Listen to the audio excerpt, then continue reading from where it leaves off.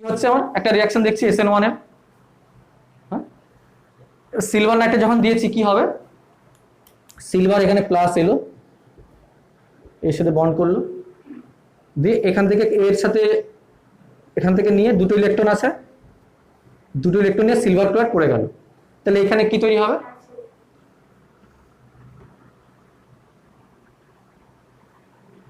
CH3ETH plus তৈরি হবে।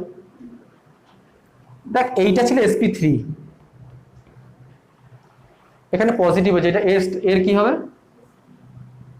2, sp2 কি করে তৈরি করছে, তিনটে বন্ড হয়ে আছে, হ্যাঁ আর এটা প্লাস হয়ে আছে মানে ইয়ে 4, তাহলে 4 - 3 1 sp2। sp2 যখন এর উপরে কি আছে, এইখানটায় p অরবিটাল, আর এইটা একটা ত্রিভুজ, ত্রিভুজের কর্নার গুলো আছে, তাই তো, রাইট। তাহলে কার্বোকেটের একটা ইন্টারমিডিয়েট, এটা একটা আছে। এবার এর পরে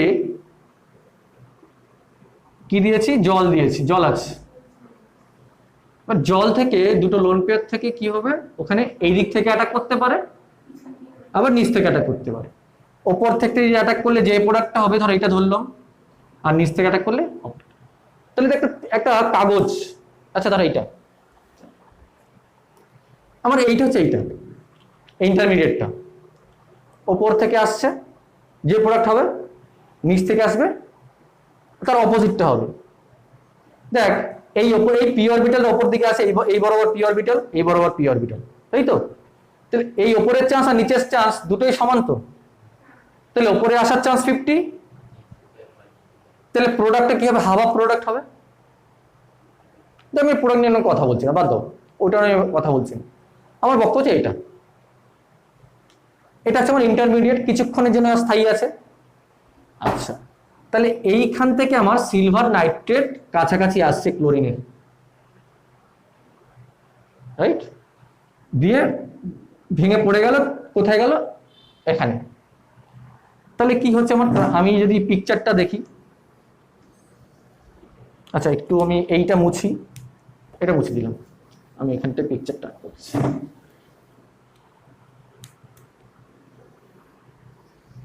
তাহলে যে রিঅ্যাকট্যান্ট ছিল তার একটা এনার্জি দিলাম এখানটায়,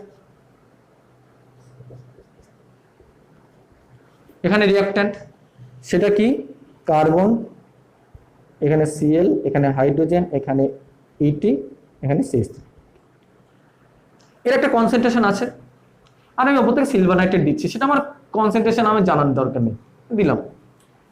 তাহলে কি হবে,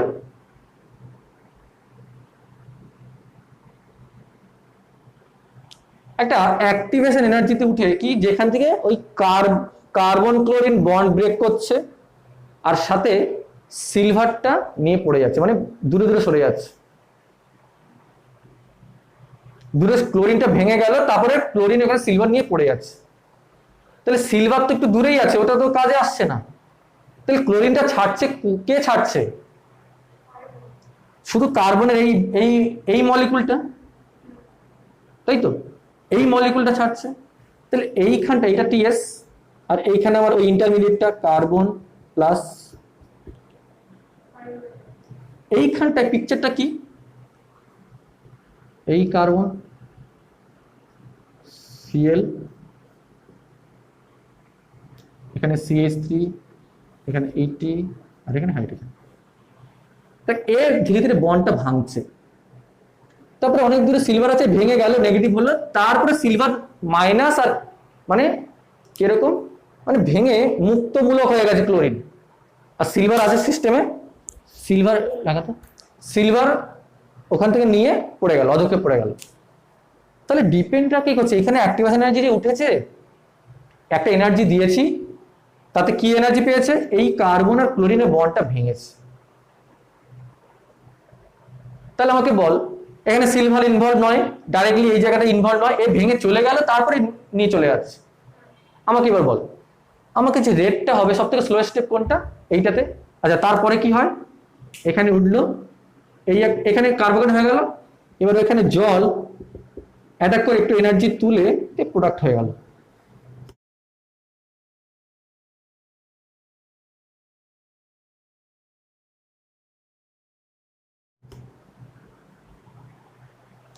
তাহলে এই একটা স্টেপ, এই একটা স্টেপ, দুটো স্টেপ, জটিল রিয়াকশন, একটা ইন্টারমিডিয়েট তৈরি হয়েছে।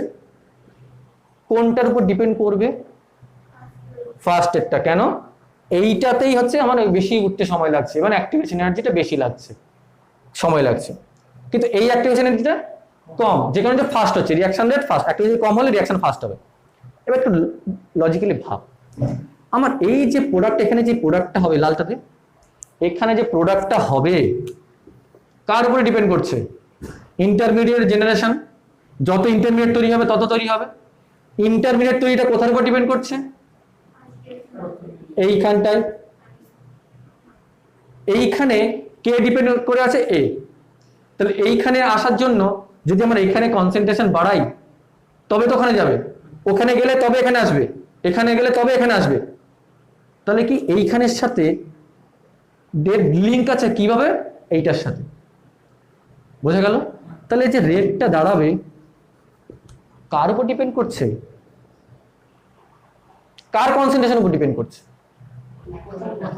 শুধুমাত্র এইটা, শুধুমাত্র এই সাবস্ট্রেটের উপরে, মানে অর্গানিক মলিকুলটা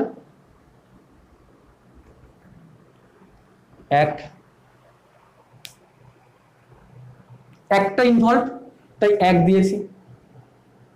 এটা ভালো করে ভাব, এর উপরে ডিপেন্ড, সিলভারের উপর ডিপেন্ড করছে। সিলভারের কনসেন্ট্রেশন একটু দে, দুই দে, বেশি দে, কিছু যায় আসে না। এক মোল দিলে মোটামুটি কতটা কি ডিপেন্ড করছে সেটা কিন্তু সিলভারের উপর ডিপেন্ড করছে না। কার উপর ডিপেন্ড করছে? সাবস্ট্রেটের উপর। রিয়াকশন এখানে প্রোডাক্ট বাড়ছে বিকজ অফ এর কনসেন্ট্রেশন বেশির জন্য, রেটটা বেশির জন্য। এ কার উপর ডিপেন্ড করছে? এটার উপরে। এইখানে এই পদ্ধতি যে আসছে তার উপরে। তাহলে এইখানে কে ইনভলভ? এই সাবস্ট্রেটটা একটা ইনভলভ।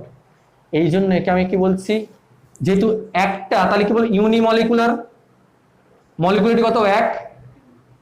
ইউনিমলিকুলার। অর্ডার কত? এক। এখানে অর্ডার কত? এক। এখানে নাম কি বলবো? সাবস্টিটিউশন রিয়াকশন ইউনিমলিকুলার, এজন্য SN1। তাহলে নাম কি হচ্ছে? SN1। এখানে নাম হচ্ছে ইউনিমলিকুলার, অর্ডার নয় কিন্তু, অর্ডার হচ্ছে এক, কিন্তু নাম হচ্ছে কি? ইউনিমলিকুলার, মানে মলিকুলারিটি 1। তাহলে এখানে কেন না ওই মলিকুলারিটি আর অর্ডার কেন এক, সব এক হলো কেন? শুধুমাত্র সাবস্ট্রেট উপর নেব না, শুধুমাত্র এই স্টেপটা আমি দেখছি, এই স্টেপটা একটা ধাপ, মানে এই স্টেপটার মৌলিক রিয়াকশনটা দেখছি, ওভারঅলটা দেখিনি। তাহলে কি হচ্ছে? SN1 substitution nucleophilic reaction ইউনিমলিকুলার। রেটটা কি? এইটা। তাহলে আমি এখানে অর্গানিকের এই সাবস্ট্রেটের কনসেন্ট্রেশন বাড়ালে আমার প্রোডাক্ট বাড়বে, কমালে কমবে। ঠিক আছে, এটা বোঝা গেল। এবার আচ্ছা, এবার তাহলে কি অন্য একটা স্টেপ দেখি। এটাও আমি কাইরাল নিচ্ছি। কি নিচ্ছি?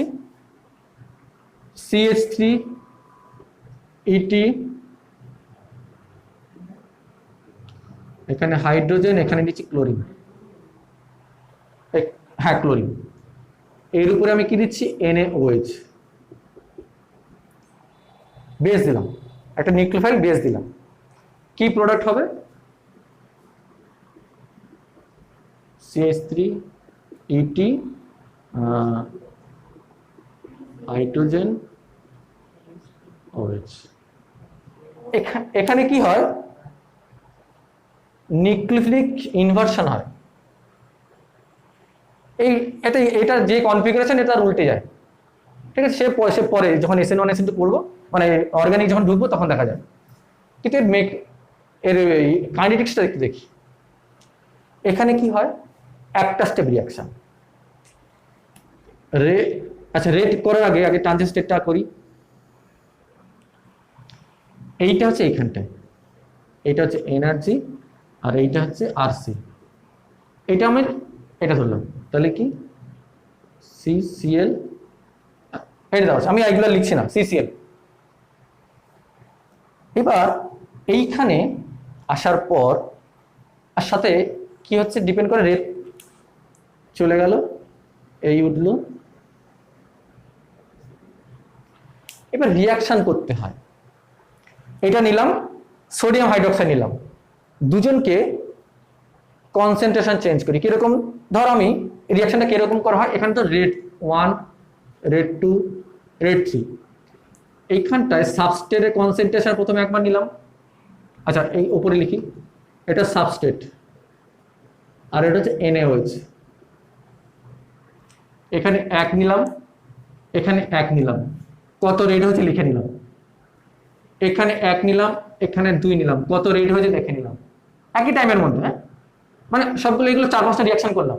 তাহলে এর কনসেন্ট্রেশন রেট কত দেখলাম, এর কনসেন্ট্রেশন এর কনসেন্ট্রেশন আর এর কনসেন্ট্রেশন ডবল করলাম, রেট কত হয়েছে দেখবো, এর বাড়ালাম, এর করলাম দেখবো, আবার R4 করবো, এর 2, এর 2, দেখবো রেটগুলো কেমন হচ্ছে।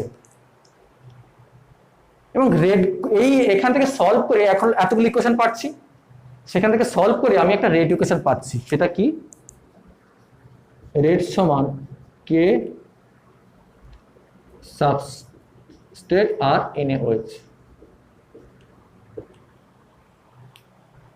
মানে কি, সাবস্ট্রেটের উপরেও কনসেন্ট্রেশনটা ডিপেন্ড করছে আর NaOH কনসেন্ট্রেশনের উপরে রিঅ্যাকশন রেটটা হচ্ছে, মানে কে যদি বাড়াই বাড়বে, কে যদি বাড়াই বাড়বে, দুজনকে বাড়ালো বাড়বে। তার মানে কি, এই ট্রানজিশন স্টেটে কি হয়, পিকচারটা এবার দেখি কি হচ্ছে। আমি আচ্ছা এই দিকটা আমি মুছছি, কাজে লাগবে আমার। এর মেকানিজমটা একটু দেখার চেষ্টা করি। আমার যখন এইটা এলো কি, এইখানে কার্বন,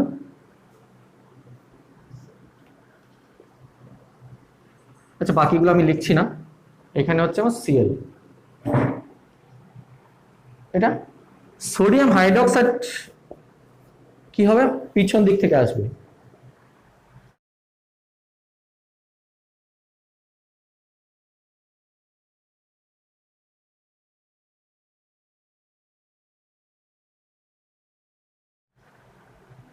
এবার কি হবে, ট্রানজিশন স্টেটে উঠবে। ট্রানজিশন স্টেটে পিকচারটা কিরকম, এইটা এখন কি হয়ে আছে, sp3, রাইট, sp3 হয়ে আছে। ব্যাপারটা কিরকম, এরকম ছাতা উল্টে আছে,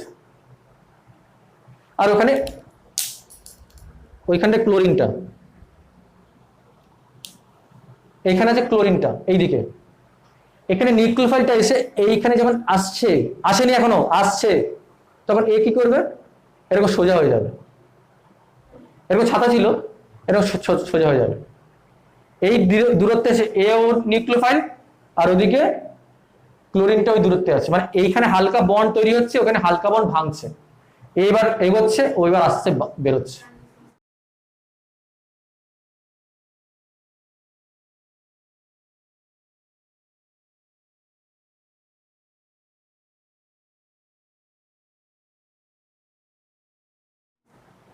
এইটাকে বলছি আমি ট্রানজিশন স্টেট। তাহলে কিরকম হবে পিকচারটা, তাহলে পিকচারটা কি হচ্ছে, এই carbon dot dot dot dot dot dot dot dot dot, এখানে Cl, এখানে আমার OH, OH ডেল্টা নেগেটিভ, ক্লোরিনও ডেল্টা নেগেটিভ। আর এইখানে কার্বনের উপর কিরকম হয়ে আছে, কার্বনের এইখানটায় CH3 মানে উঠে আছে, এখানে হাইড্রোজেন, পিছনে একদম ইথাইল। মানে কিরকম, এইটা এই সেন্টারটা, এই সেন্টারটা, এই সেন্টার এই বোর্ডের প্লেনে আছে, এও বোর্ডের উপরে আছে, এইটা ওপরে মানে এইখানে এরকম আছে, আর ইথাইলটা এই কার্বন থেকে পিছনে, মানে একটা প্লেন ত্রিভুজ এইটা, মানে ব্যাপারটা এইরকম।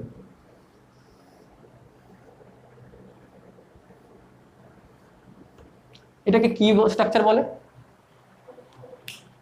ট্রাইগোনাল বাইপিরামিড। এইটা হচ্ছে ট্রানজিশন স্টেট, এটা TBP। টিপি, তাহলে এখানে পিকচার কি এইটা, দিস ওয়ান কার্বন,